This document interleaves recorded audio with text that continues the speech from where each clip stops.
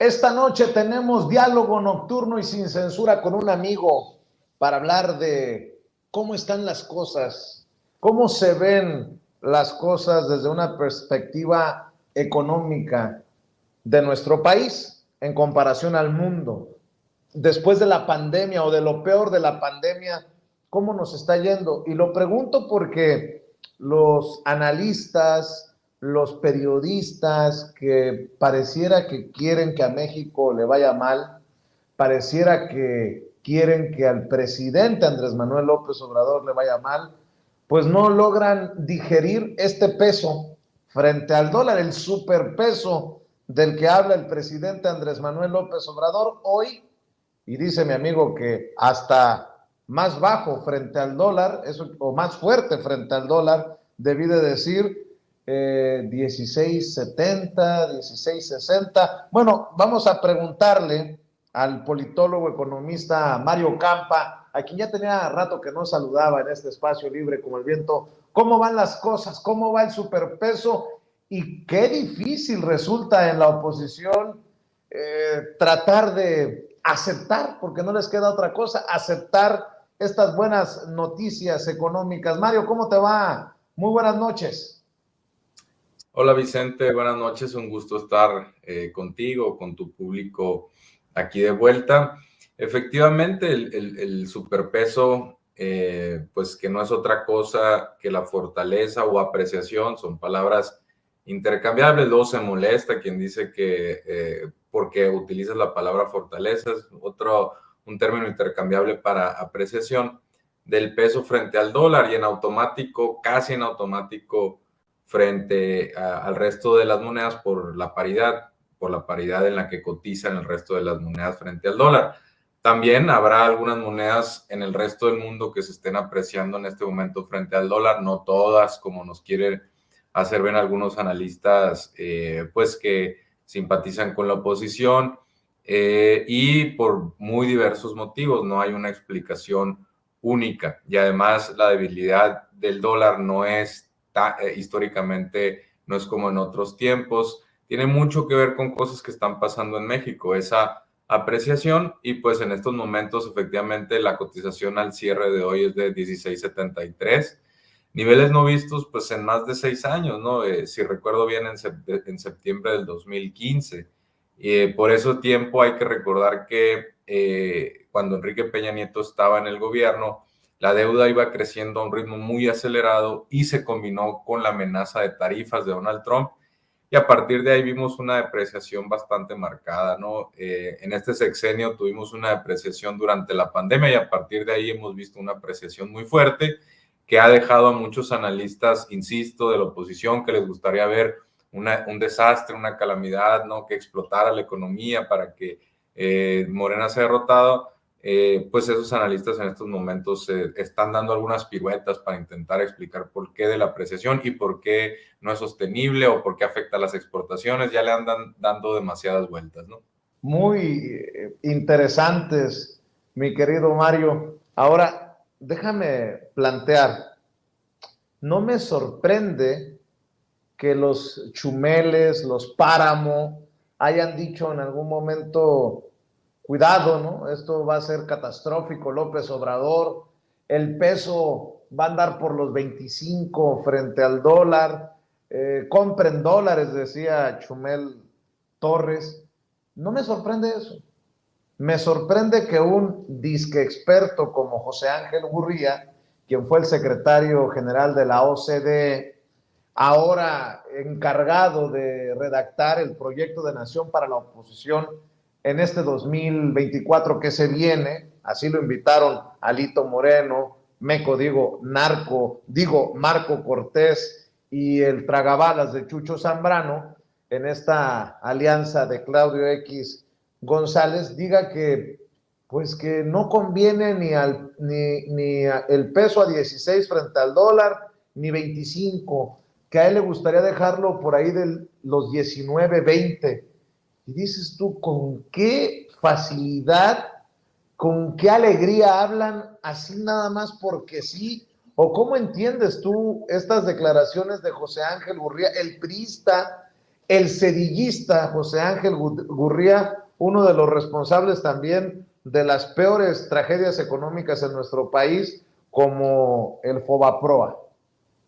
Sí, bueno, sorprende, ¿no? Que sea José Ángel Gurría el que lo dice, porque cuando fue la crisis, la última crisis cambiaria que tuvo México, la que verdaderamente trastocó las finanzas públicas, también pudo haber ocasionado o acelerado una crisis de balanza de pagos.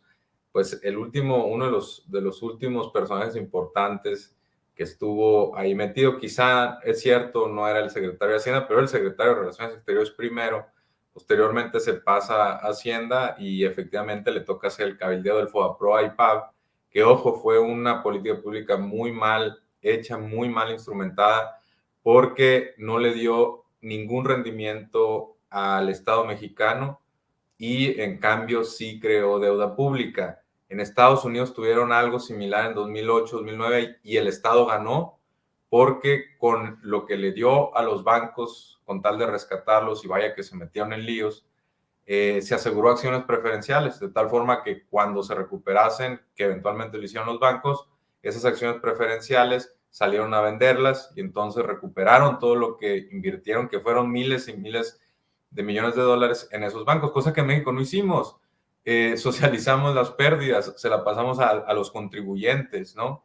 Y todavía la seguimos pagando y todavía sigue representando, si recuerdo bien, el 1,5%, 2% del PIB. Habría que revisar la última cuenta hacendaria que se publica trimestralmente y ahí se puede ver que efectivamente seguimos pagando la deuda del IPAB. No, José Ángel Gurría, que además, ojo, salió de la OCDE por la puerta de atrás. Hay algunas notas de prensa al respecto, habría que validarlo, es cierto, pero acusado de haber manipulado cifras del COVID en beneficio de España. ¿Y por qué de España? Se preguntarán algunos.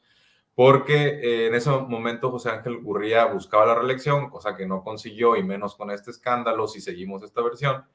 Y a cambio del apoyo de España, pues alteró algunas cifras para que se viera mejor España, ¿no? Entonces, José Ángel Gurría, pues honestamente no podemos decir que sea un perfil ni ciudadano, ni ojo, ni tampoco técnico, que es como lo han buscado vender, es un político.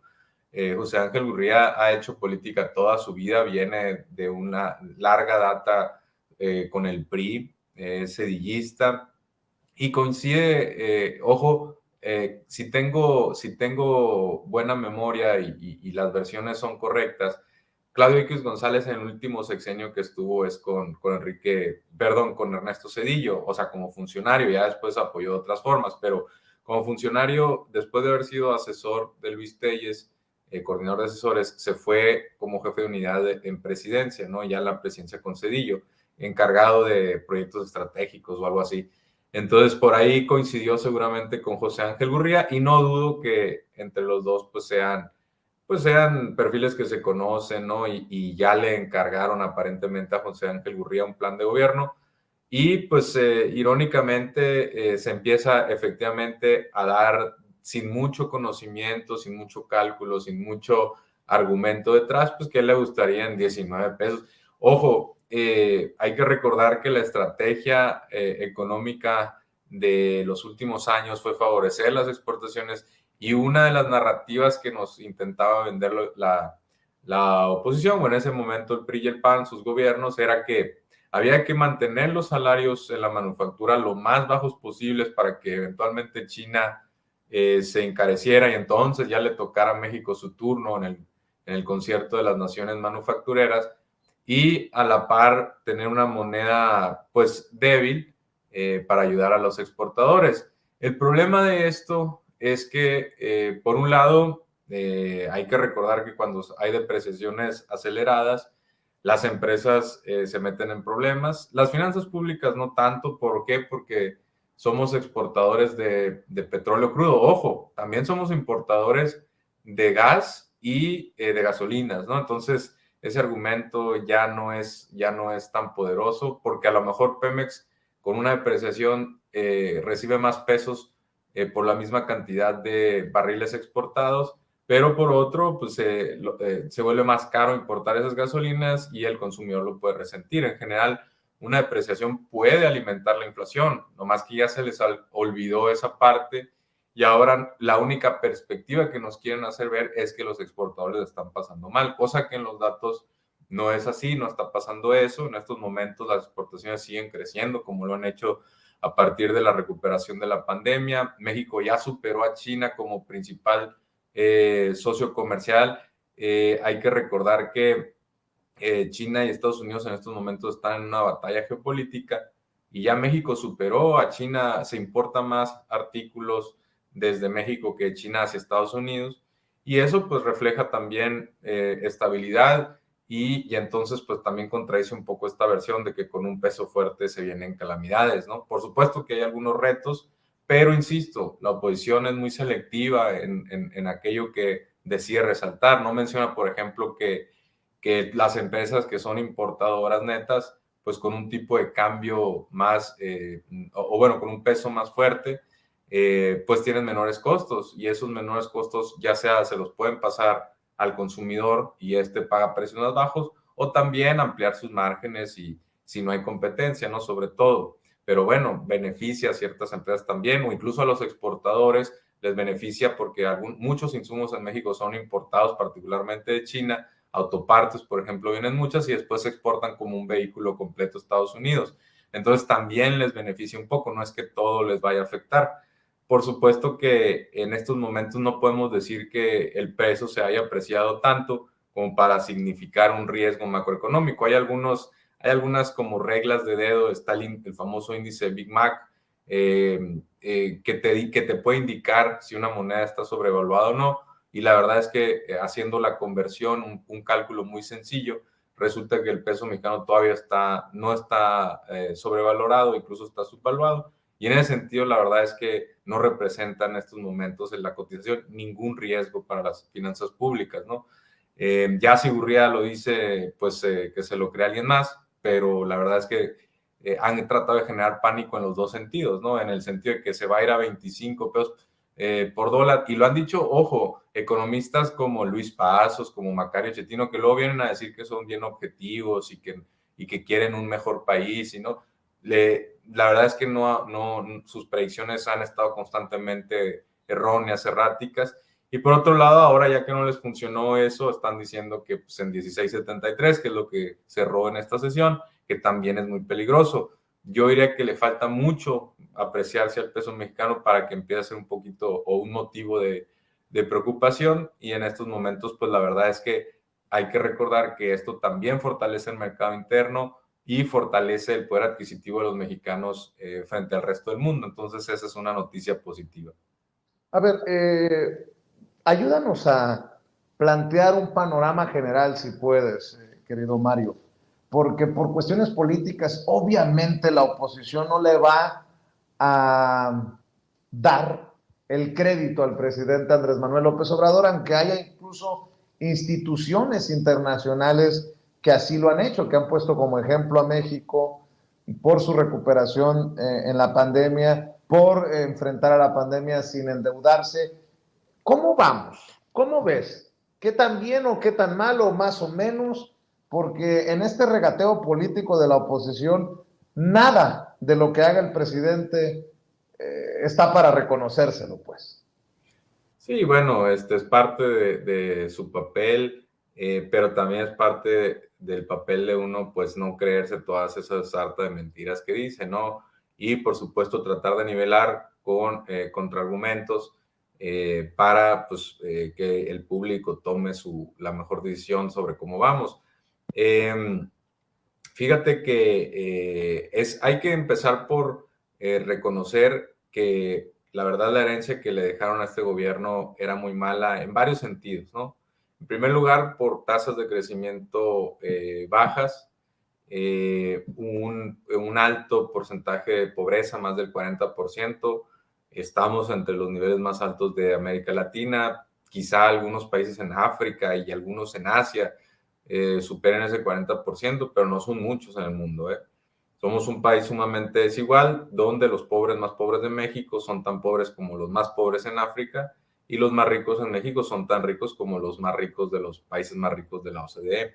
Eso te habla pues de que somos un país sumamente desigual. De ahí que se hayan hecho algunas políticas bien, que están muy bien encaminadas para reducir la desigualdad. Uno es la política de salario mínimo, donde incluso con todas las alzas que hemos visto y probablemente termine el sexenio como en 100% real, es decir, real, ¿a qué se refiere? Que hay que descontar la inflación, incluso dobleteando el salario mínimo, seguimos bastante por debajo de algunos países de América Latina, ¿no? Yo creo que, ojo, esto ¿qué podría implicar esto? Que el siguiente presidente que llegue o presidenta todavía tiene un espacio para subir el salario mínimo. Hay cálculos bastante serios que te indican hasta dónde lo puedes ir subiendo sin que empiece a generar problemas macroeconómicos, llámese desempleo principalmente, un poquito quizá de inflación, aunque ese mito se ha ido derrumbando. Y en ese sentido, pues de la política de salario mínimo estuvo muy correcta. Insisto, esto desafía lo que nos habían dicho de que había que mantener salarios bajos para competir con China, cosa que era una mentira. China ya, además de que ya nos supera en salarios por alguna magnitud, China está escalando ya en otros productos, entonces ya no es, la competencia con China no tiene que ver básicamente con salarios, en todo caso sería con productividad. Pero bueno, en fin, entonces la política de salarios y en general la laboral ha sido un gran acierto, ¿no? de la 4T. Si te fijas, el incremento del salario mínimo ha llevado a que, en parte eso y otras acciones, ha llevado a que el salario medio de cotización del IMSS vaya a terminar, no recuerdo si un 20% en términos reales de lo que se dejó cuando en el sexenio de Enrique Peña Nieto estuvo estancado el salario real.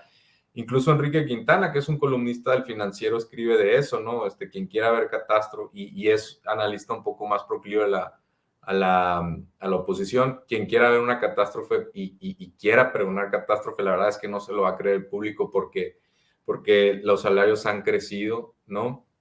Y en ese sentido, pues el hecho de que el salario esté incrementándose y a la vez haya la misma generación de empleo y a ratos incluso mayor que frente a otros sexenios, pues implica que la masa salarial se está incrementando de manera importante. Esto puede estar reforzado además con las remesas y con los programas sociales.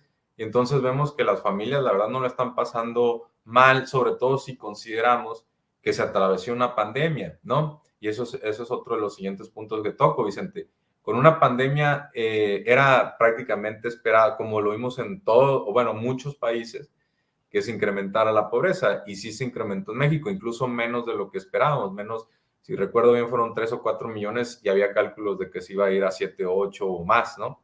Entonces, y ojo, esa cifra de pobreza que tenemos, y aquí lo digo porque es muy importante, porque en septiembre van a ver, se incrementó la pobreza en el 2020 y el Coneval la reportó en el 2021. ¿Por qué es esto? Porque el Coneval hace el cálculo o lo publica un año después de la encuesta nacional de ingreso y gasto de los hogares, la ENIG, del INEGI, que fue levantada en el 2020 cuando estaba la pandemia a todo lo que daba y había bastante desempleo. Cuando se vuelva a hacer este levantamiento que ya se hizo en el 2022 y se publique en el 2023, específicamente en septiembre por el Coneval, vamos a ver una reducción importante de la pobreza, probablemente incluso menor a lo que lo tomó López Obrador, ¿no? Hay que esperar. La pobreza laboral que se va publicando de manera trimestral ha disminuido.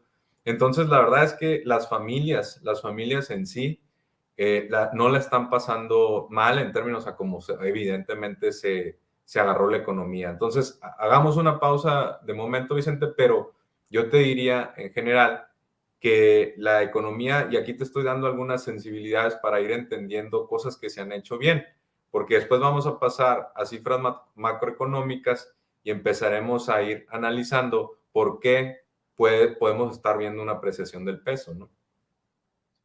A ver, mencionabas las remesas, que además son tema constante para los analistas que salen en famosos noticiarios. ¿Es una buena noticia o no es una buena noticia que se reciban cifras récord de remesas? El presidente habla de más de 60,000 millones de dólares en remesas por parte de paisanos y paisanas, héroes y heroínas, sobre todo desde Estados Unidos. Yo siempre he creído que es una gran noticia que tengamos confianza en el gobierno para enviar nuestro dinerito, pero pareciera que no lo ven así algunos de esos que no ven con buenos ojos la cuarta transformación. ¿Tú cómo entiendes el fenómeno de las remesas, Mario? Mira, el fenómeno de las remesas, tanto en términos económicos como políticos, tiene sus complejidades. En general, pues que lleguen remesas es una buena noticia, ¿no? Es difícil argumentar contra la llegada de dinero, específicamente a familias generalmente necesitadas, como un mecanismo de, digamos, de seguridad o de protección creado por las mismas familias, que ayuda, por supuesto, a paliar algunos inconvenientes de la pobreza o del desempleo, ¿no? Es difícil argumentar en contra. Si está llegando dinero, pues te ayuda un poco como país a sortear algunos problemas. El 97, hay algunos estudios que indican que más o menos el 97% de las remesas se va a consumo, y el 3% muy bajo a inversión. La mayoría de lo que llega en remesas complementa los ingresos laborales. Generalmente no es que la gente viva de las remesas, sino típicamente son hogares que tienen algún miembro en el empleo, formal o informal. La verdad es que eso de formalidad e informalidad se ha satanizado y no es tan importante distinguir.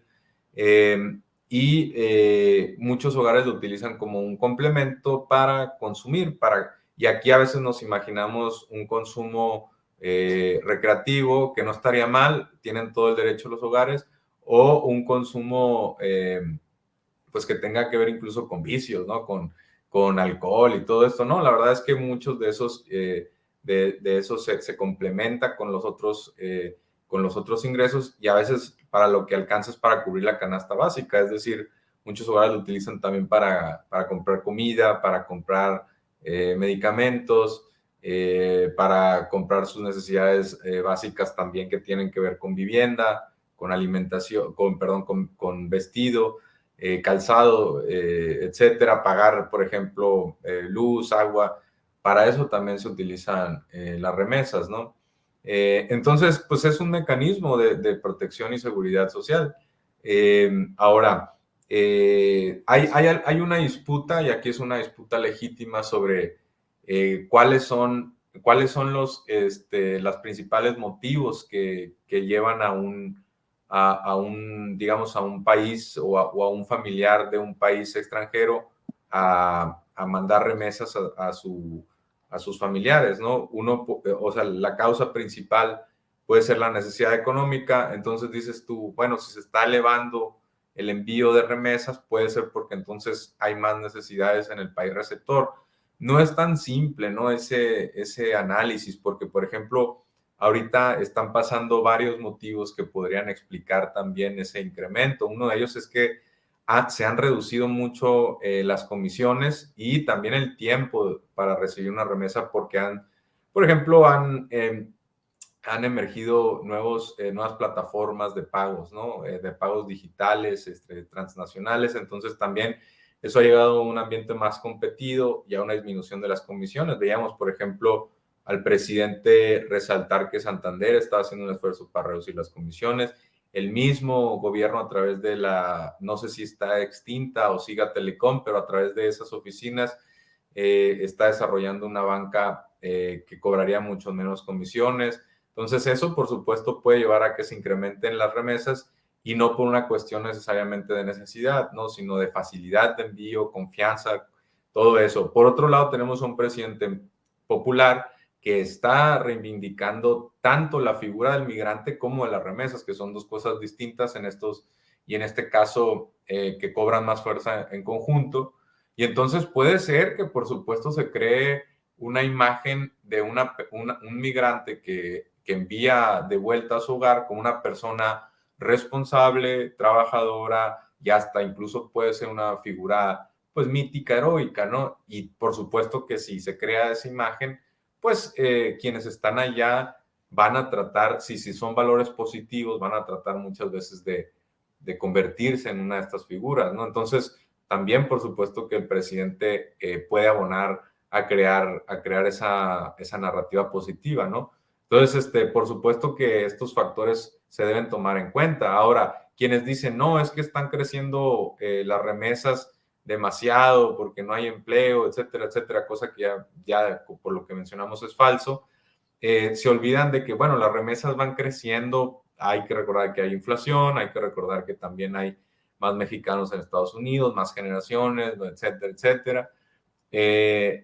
Pero por otro lado, que cuando más crecieron las remesas y cuando más extranjeros se expulsaron y por mucho los porcentajes eran los más altos fue con Vicente Fox. Entonces, que un Aguilar Camín de repente te diga, es que están creciendo las remesas porque nunca en la historia se ha expulsado tanto migrante y la gente no quiere estar en México.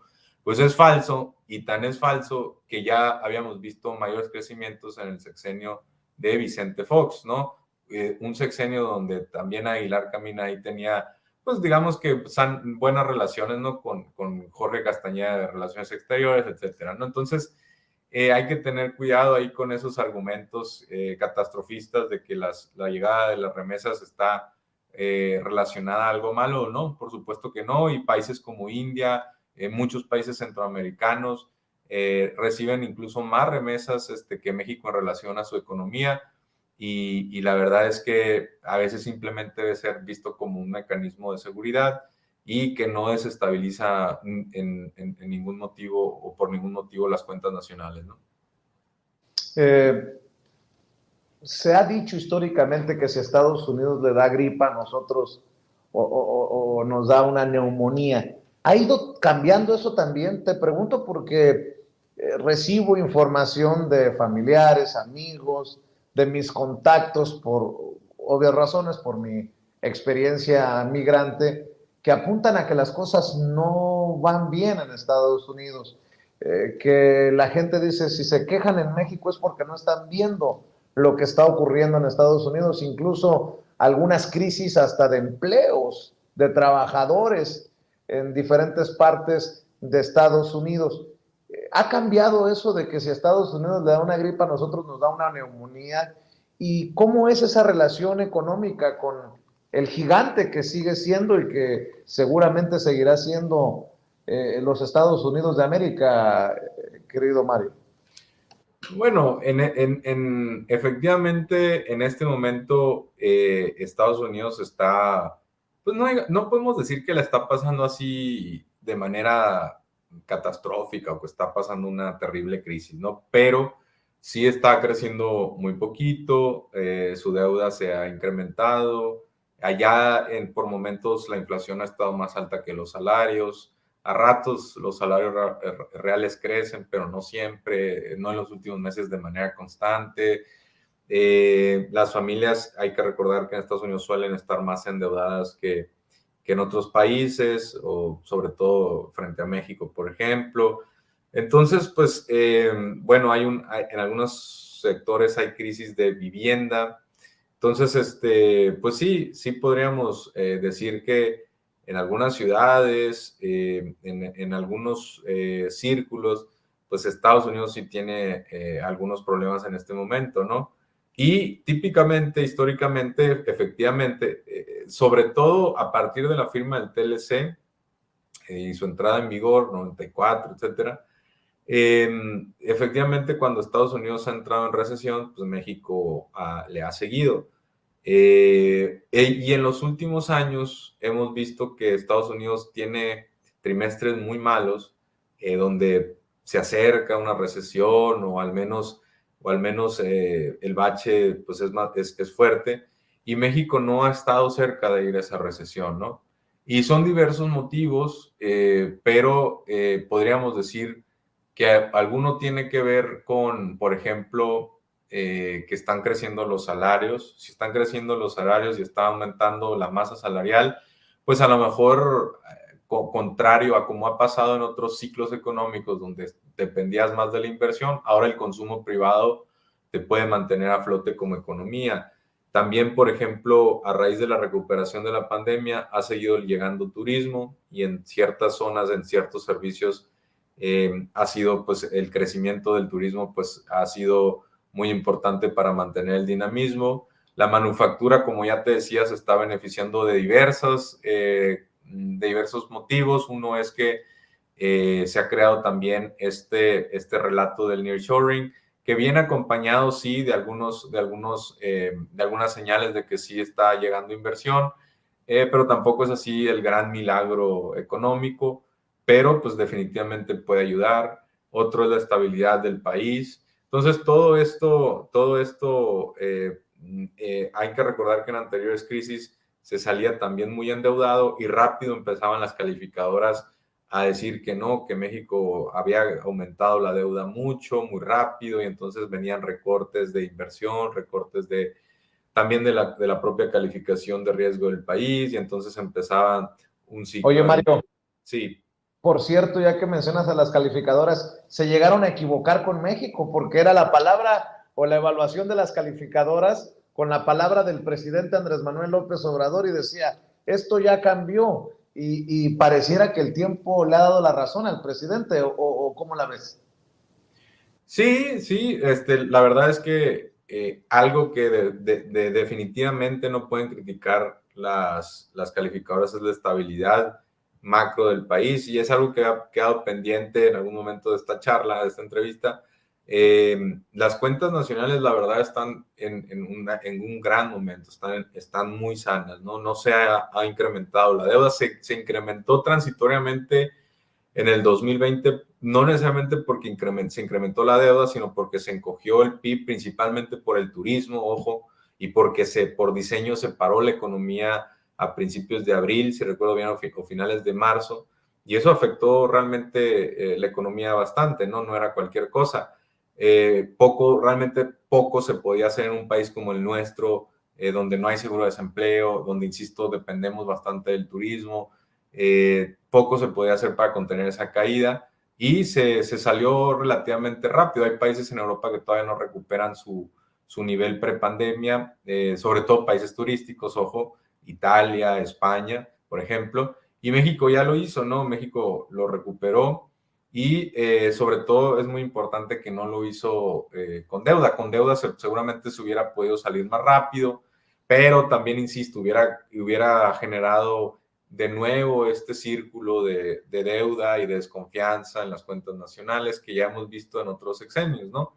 Entonces, aquí se hizo un manejo pues prudente, y en ese sentido, pues también mejoró la recaudación. Ojo, México no tiene tanta deuda, por ejemplo, cuando vemos 100% de deuda pública sobre PIB en Estados Unidos, y luego vemos 200 en Japón, 120 en Grecia y otros países, o 150 europeos, y México de repente vemos 45, 50%, parecería no muy alto, que es más o menos el nivel que se lo dejaron a López Obrador, pero el gran pero es que México no recauda tantos impuestos en relación a su economía como sí lo hacen otros países desarrollados, sobre todo los europeos. Entonces, si tú no recaudas tanto, pues no tienes menos recursos que te van a estar llegando en un futuro para, si la deuda empieza a crecer, paliarla, ¿no? Entonces, de ahí que el nivel que tiene México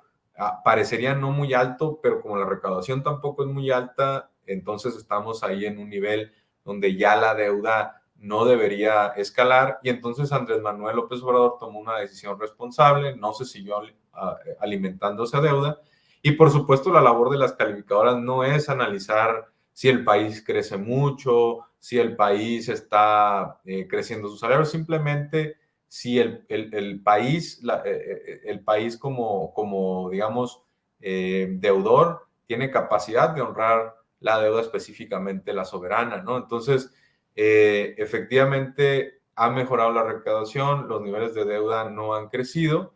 Pues, ¿qué les queda a las calificadoras que decir? Bueno, pues se han mantenido la calificación, muchas de ellas incluso mejoraron la perspectiva. Entonces, la verdad es que México no tiene en estos momentos problemas de deuda creciente, no tiene problemas relacionados a déficits, y todo eso, y regreso a la cuestión cambiaria, todo eso ayuda a que el tipo de cambio esté fuerte. ¿Por qué? Porque si se intuyera que México, por ejemplo, va a necesitar cambiar pesos a dólares porque tiene que honrar su deuda y cada vez tiene que pagar más y más y más, pues ¿qué es lo que pasa? Se empieza a generar desconfianza y la gente se empieza a anticipar a posibles depreciaciones, compra dólares, entonces empieza a generar un círculo vicioso, ¿no? Cosa que en estos momentos, como no estamos ni cerca de verlo, pues eso también abona a la apreciación. Hay otras cuestiones que tienen que ver, por ejemplo, con las tasas de interés, que si son altas en relación a otros países, pueden ayudar a que llegue capitales a los instrumentos de deuda, tanto del gobierno como de las empresas mexicanas. Hay parte de eso, pero buena parte tiene que ver con la estabilidad de las finanzas públicas, buena parte tiene que ver con que hay buenas perspectivas de que sigan llegando inversiones específicamente en manufactura a México por cuestiones de relocalización y que el país pues siga creciendo a una tasa interesante. Ojo, a partir del 2021, que ya es 21, 22 y me atrevería a decir también el 23 por lo que estamos viendo, México no ha bajado de una tasa de crecimiento del 3% y en el 24 se cierran, digamos, algunos ciclos de inversión, sobre todo lo que tiene que ver con refinería, Tren Maya, el par de aeropuertos que se construye, algunos otros trenes y carreteras.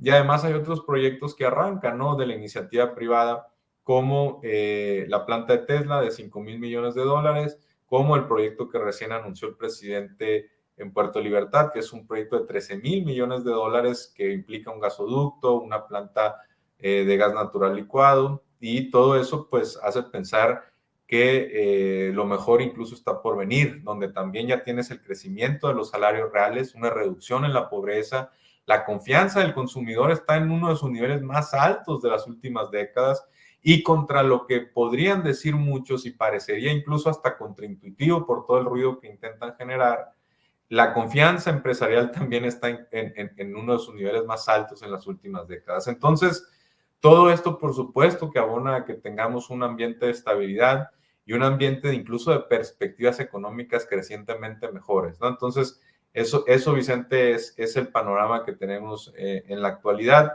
Y yo retaría que si alguien no está de acuerdo con esto, que me lo pruebe con argumentos, que me diga, mira, te equivocaste y aquí crecimos menos, y cosas, porque ojo, lo que yo vengo diciendo ya viene respaldado por algunos años de análisis, tú lo sabes, ¿no? Entonces, que me digan, mira, tú decías que íbamos a crecer menos de, o menos del 2-3%, y no es cierto, no es cierto, continuamente se han superado las expectativas, ¿no? Entonces, que alguien intente explicar eso en la oposición le requiere o le demanda ciertas piruetas, Vicente, ciertas ahí acciones, pues donde tienen que darse ciertas contorsiones para empezar a explicar cosas, porque en su marco mental estaba a haber crisis por todos lados, estaba ver que la economía iba a andar mal con López Obrador, que el incremento de salarios iba a traer inflación, cosa que no fue así. La inflación llegó principalmente importada del resto del mundo por la pandemia, ¿no? No por cuestiones salariales. Incluso ha seguido creciendo el salario en este año y fíjate cómo va bajando la inflación y ya está cerca incluso de regresar a la meta del Banco de México, ¿no? Entonces, todo eso pues se escapa de los marcos de entendimiento de la oposición y ya tenemos, insisto, a columnistas como Enrique Quintana diciendo, ¿saben qué? Ni le busquen, ni intenten decirle a los hogares que las cosas van mal porque no les van a creer, ¿no? Ya era hora que empezaran a agarrar la onda, como decimos en el barrio. Oye, Mario, me llamó mucho la atención algo que subías en Twitter, ayer creo, que decías que México seguirá siendo uno de los destinos preferidos, si no es que el destino preferido para los estadounidenses, Sí. aunque el precio se siga apreciando. Hablas de una inelasticidad de la demanda por el tipo de servicio, Sí. pocos sustitutos y algunos países también con apreciación cambiaria, muchos visitantes mexicano-americanos por esa cuestión de raíces y la capacidad post-pandemia. Qué interesante, porque muchos pensarían hasta el turismo va a sufrir por este superpeso, porque obviamente no le rendiría de la misma manera al estadounidense venirse a Cancún que a otro destino, pero me llamó mucho la atención esto que subiste. Mira, honestamente, eso, pues no lo puse ahí en parte por espacio en el tweet, pero lo puse en respuesta a pues no sé si era algún tipo de analista o creo que era norteamericano que decía, uy, si el peso mexicano se sigue apreciando, ¿por qué demonios vamos a seguir yendo a México? Vámonos a Sudamérica, ¿no? Entonces, esa idea tenía yo como, a ver, estas personas en un análisis muy básico, que pues no tienen mucho de profundidad económica, pues creen que con una apreciación del peso de repente van y es lo que dejaba a entrever a esta persona, ya no van a ir a visitar gringos a México, ¿no? Estadounidenses a México. Entonces yo decía, bueno, a ver, vamos a hacer un análisis serio, tomemos ese argumento y vayamos y demos 4 razones por lo que esto no va a pasar, que dejen de llegar turistas norteamericanos. Entonces, una primera cosa decía que es la inelasticidad, perdón, precio y la demanda del turismo. ¿Qué quiere decir esto? Que al subirse el precio de los servicios, ya ojo, no necesariamente sea por una cuestión de, por ejemplo, de inflación, de encarecimiento natural, sino por la depreciación, por la apreciación cambiaria, perdón, que sus dólares valen menos pesos y pueden comprar menos servicios quizá acá. La evidencia empírica es que el turismo, por ser un servicio y además muchas veces un servicio de lujo, la elasticidad tiende a disminuir. Es decir, si se dispara el precio, la verdad es que sigo consumiendo, ¿no? ¿Por qué? Porque muchos de los turistas es un servicio recreativo, es ocio, no cualquiera se lo puede dar, insisto. Entonces, si vienen familias de cierto poder adquisitivo, que pierdan un poquito de poder adquisitivo por esa apreciación, no les va a hacer dejar de visitar Cancún, no los va a hacer dejar de visitar Baja California, Los Cabos, etcétera, Mazatlán, Vallarta, etcétera, ¿no? Responden de manera, pues, no les afecta tanto en su viaje un 10%, ¿no? Un 15% por efecto cambiario. Y ojo, no deberíamos verlo solamente en relación al peso, sino es el peso en relación a otras monedas.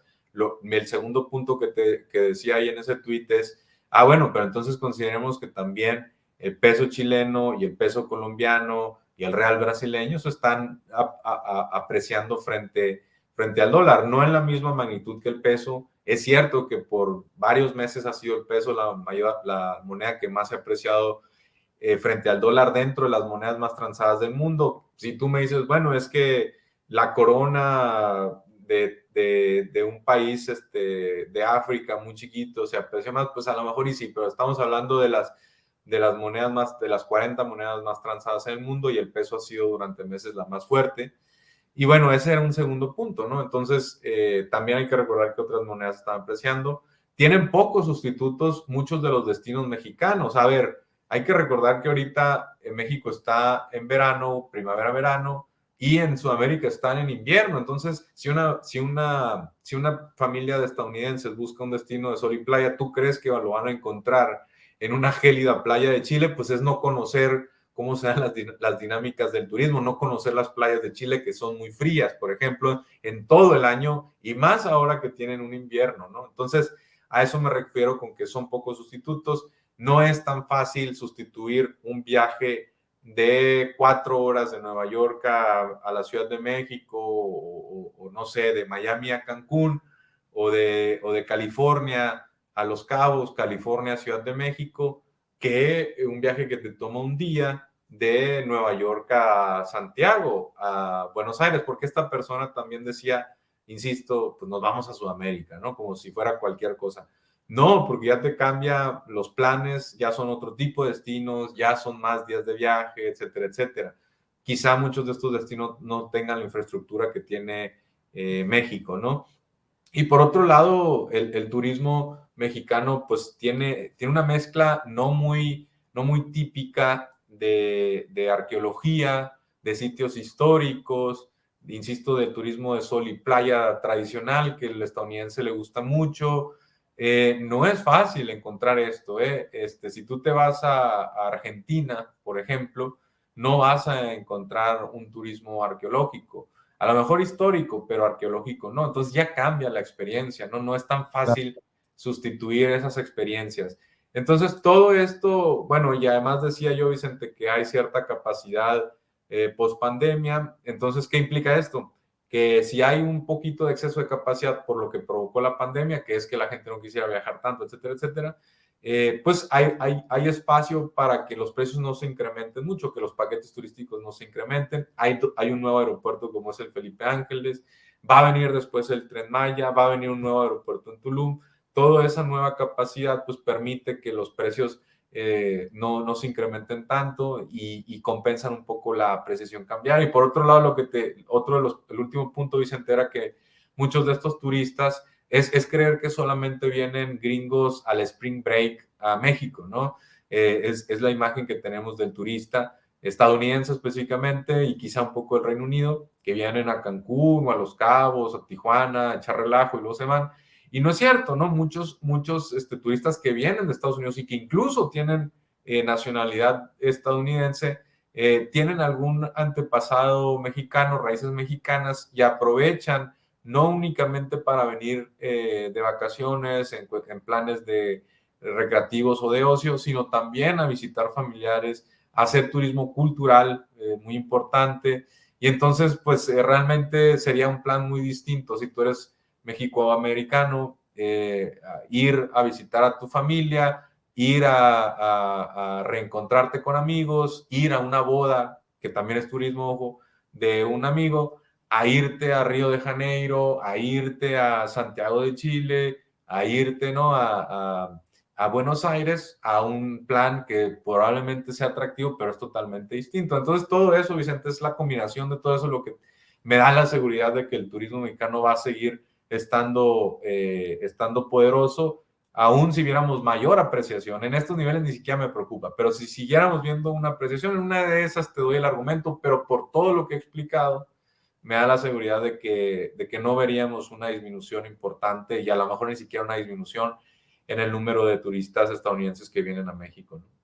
Mario, ya mencionabas Tren Maya, refinería, transísmico, las grandes obras de la 4T se inauguran o se inaugurarán en lo que le resta de gobierno al presidente Andrés Manuel López Obrador. Sé que no existe la bolita mágica, ni pretendo que le juguemos al adivinar el futuro, pero ¿qué ves?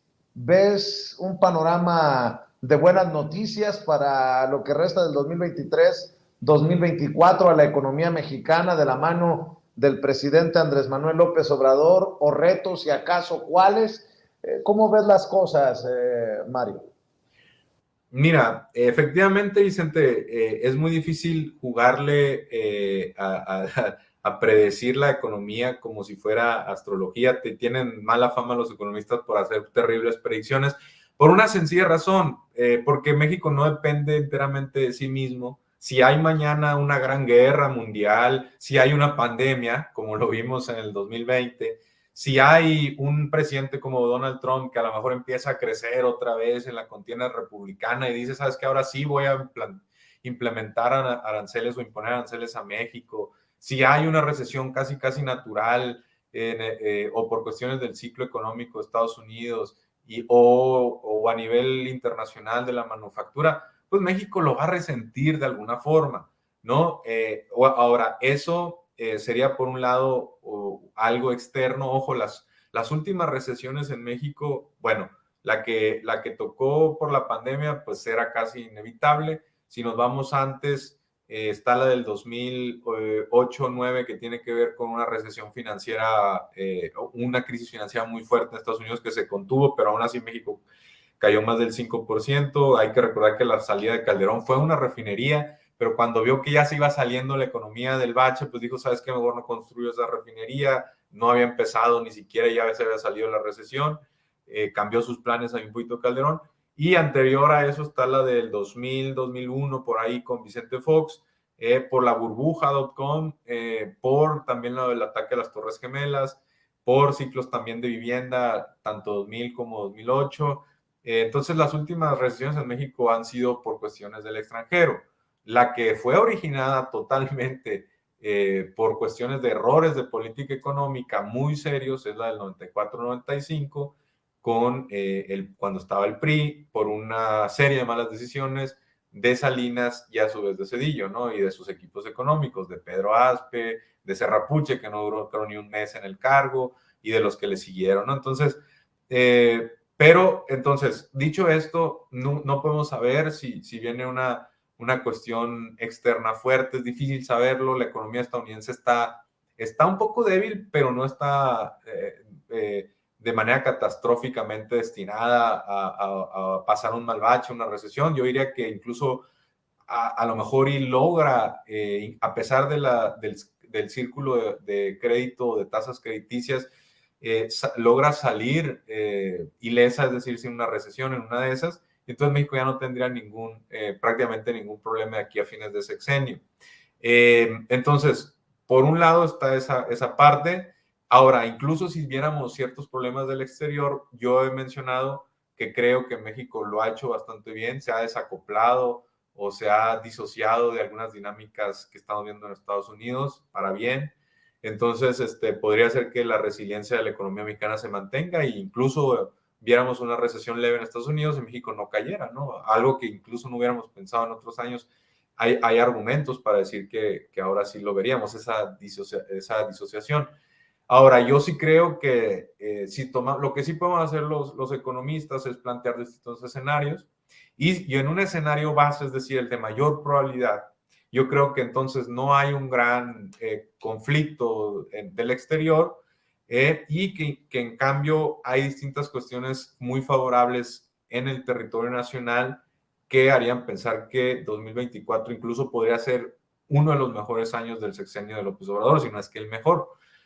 Un motivo tiene que ver con la cuestión del nearshoring, por supuesto que se espera que hayan inversiones, incluso ya he mencionado dos grandes proyectos que equivalen a más del 1% del PIB, la planta de Tesla de $5,000 millones en Nuevo León que empieza el siguiente año y el proyecto de México Pacific Limited de CFE, con CFE, perdón, de $13,000 millones. Esos dos, más otros que se van a venir dando, ya esperaríamos ver la entrada en operación del Tren Maya. ¿Y eso qué hace? Eso crea también una narrativa poderosa de que México como país turístico está ofreciendo una nueva experiencia muy importante, ¿no?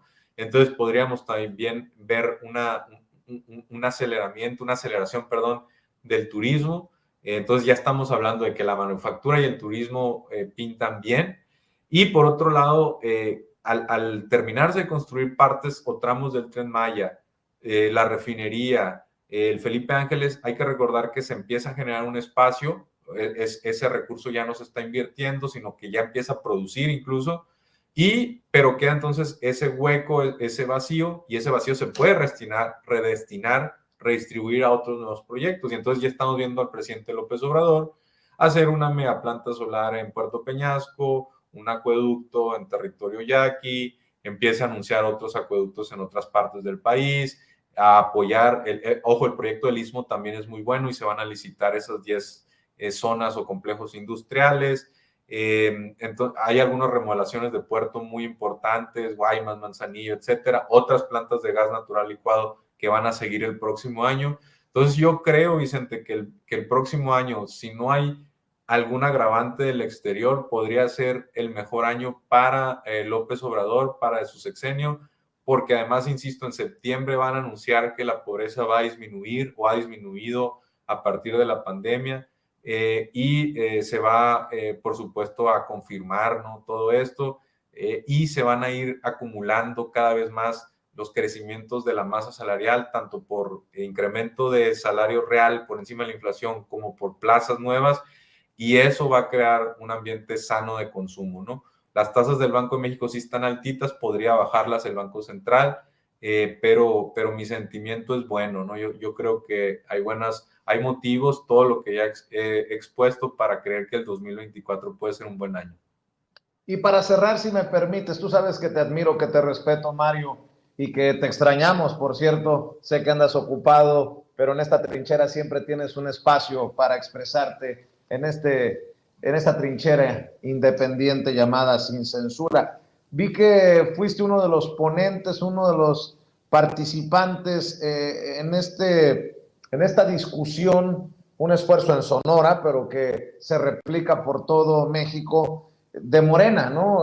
Para discutir el proyecto de Nación 2024-2030, y aplaudo que hayas tomado el liderazgo para hablar de la reforma fiscal, y tu posición es la que muchos millones de mexicanos queremos que se plantee y que se incluya, que los que más tienen, más paguen, que los que más generan, más paguen, no que continuemos con que los que más ganan, menos pagan en muchas ocasiones, y así fue la historia en otros gobiernos.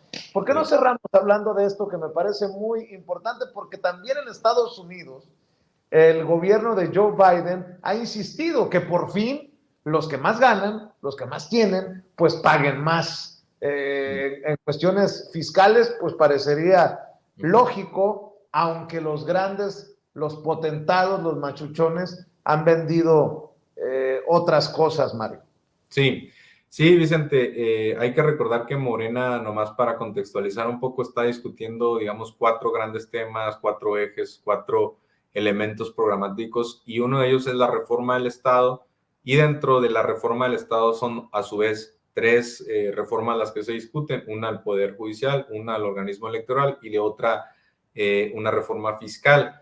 Y esto pues está, digamos, en discusión, es una discusión abierta. Lo que se hace es que están haciendo foros a nivel nacional, se discuten, y esto fue un sábado y al domingo se vota, ¿no? Evidentemente quien vota principalmente es la militancia, y a partir de lo que diga la militancia, pues ciertas cuestiones van a quedar incorporadas al proyecto de Nación 2024-2030, que, ojo, está liderado, es un esfuerzo por 21 personas, 20 o 21 personas nombradas, contrario a José Ángel Gurría, que está actuando aparentemente solo, o quieren dar a entender que está actuando él en el Frente Amplio, y a su vez, pues que está consultando las bases. Me parece que es lo adecuado. En el tema de la reforma fiscal, yo digo que sí, pero agrego yo una reforma fiscal progresiva, que es lo que tú decías, de que quien gane más pague tasas más altas, ¿no? Progresivamente. Yo incluso le agregaría que se dejara, no se tocara no sé, al 80-90% de los mexicanos con una reforma fiscal, y únicamente fuera dirigida al 10-5% más rico. ¿Por qué? Porque vivimos, insisto, en un país donde sigue habiendo pobreza alta, a pesar de que ha disminuido con los indicadores de Coneval y por lo que vamos a ver en septiembre, pero hay pobreza alta, hay desigualdad muy alta incluso. Entonces, hay diversas formas de combatir la desigualdad y la pobreza.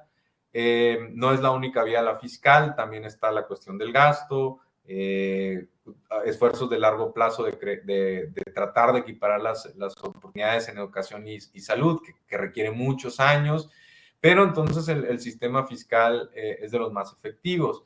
Y yo he dicho hoy en otros muchos foros y en otras partes que los ricos en México no pagan los suficientes impuestos. Somos un país que recauda poco. La tasa máxima del ISR, ojo, el último que la bajó fue Fox. La historia del ISR máximo no es el que pagaba el promedio, sino a partir de cierto umbral, si ya estás en el decil más alto ingreso, incluso en el percentil más alto, las tasas anteriormente en México iban llegando incluso por allá del milagro mexicano.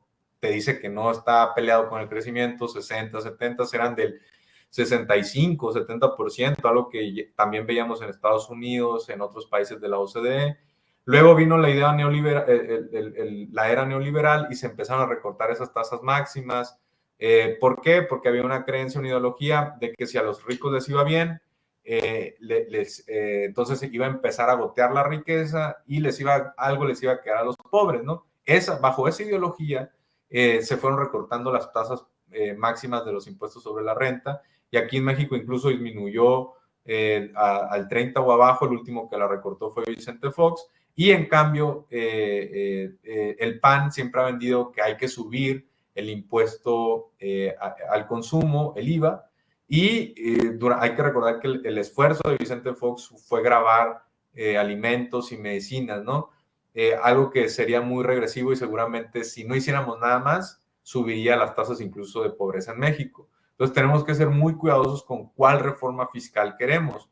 Yo soy de la idea, y muchos la comparten, de que se debe gravar más que los impuestos indirectos o al consumo, que se debe gravar un poquito más el ISR máximo para que los asalariados más ricos del país contribuyan un poco más, que el predial se recaude mejor, se recauda muy mal el predial en México y las viviendas concentran la mayor riqueza del país. Mucha gente no tiene activos financieros, los ricos, y tienen en cambio muchos activos inmobiliarios y encima pagan muy poquito predial. Entonces hay que hacer un esfuerzo a recaudar mejor el predial. Casi en México es de los países que más mal grava la riqueza, no hay impuestos a la herencia, recauda mal el predial, no hay hay muy pocos impuestos a financieros. Entonces la verdad es que en México recaudamos de manera muy injusta. Lo justo sería que hicieran un poquito más esfuerzo los ricos, Vicente.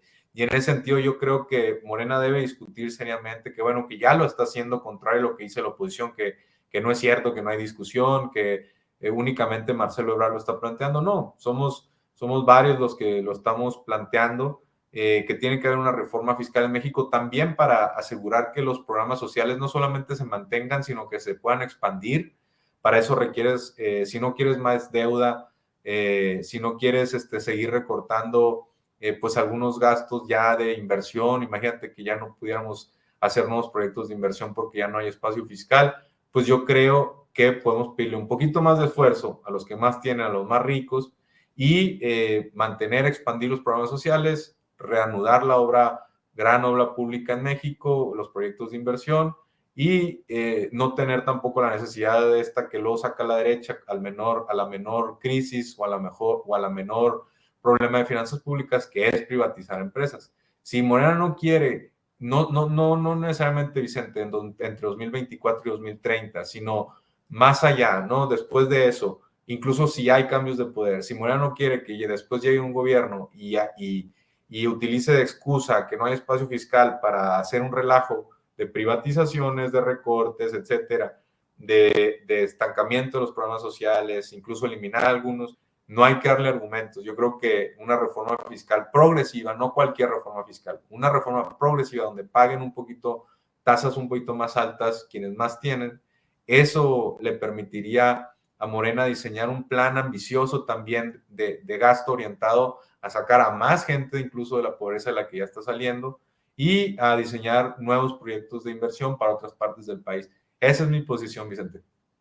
Pues qué interesante, mi querido Mario. Ha sido una hora pues de ir y venir en torno a la economía en nuestro país, y ojalá que se den más seguido estas posibilidades de dialogar con alguien que está dando seguimiento puntual a lo que ocurre en nuestro país y más allá de nuestras fronteras. Siempre te lo he dicho y te lo sostengo, este espacio también es tuyo cuando así se pueda, y estamos al pendiente de lo que opinas, de lo que publicas en redes sociales. ¿Por qué no cerramos invitando precisamente a esta audiencia diferente e inteligente a tus redes, Mario?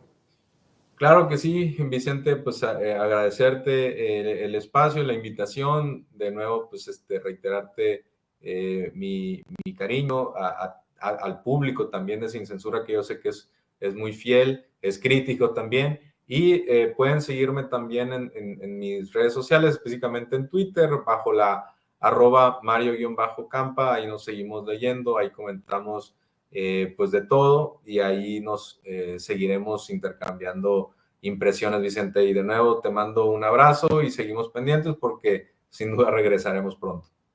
Claro que sí, te mando un abrazo. Es Mario Campa, amigo de Sin Censura, politólogo y analista, economista, hablando sin pelos en la lengua de estos temas que en otros lados se cacarean mucho, pero que llevan siempre ese sesgo político que lleva a estos personajes a regatearle todo al presidente Andrés Manuel López Obrador. Espero que lo hayan disfrutado tanto como yo este diálogo sin censura. Recuerde, necesitamos de sus likes, para exigirle a YouTube que no esconda nuestro contenido y que haga disponible esta transmisión en vivo y en directo para más personas. Échenos la mano. Gracias por su respaldo, gracias porque con ustedes todo, sin ustedes nada.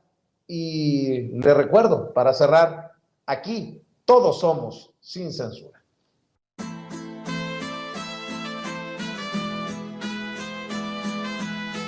Otra prensa que es luz y claridad en la noche oscura. Hay quien tiene remedio y hay medios sin cura. Hay una prensa que nutre la perfecta dictadura y le declaró una guerra abierta a la cultura. Hay otra prensa dispuesta a enfrentarse a esta locura, sincero, sin pero, sin miedo y sin censura.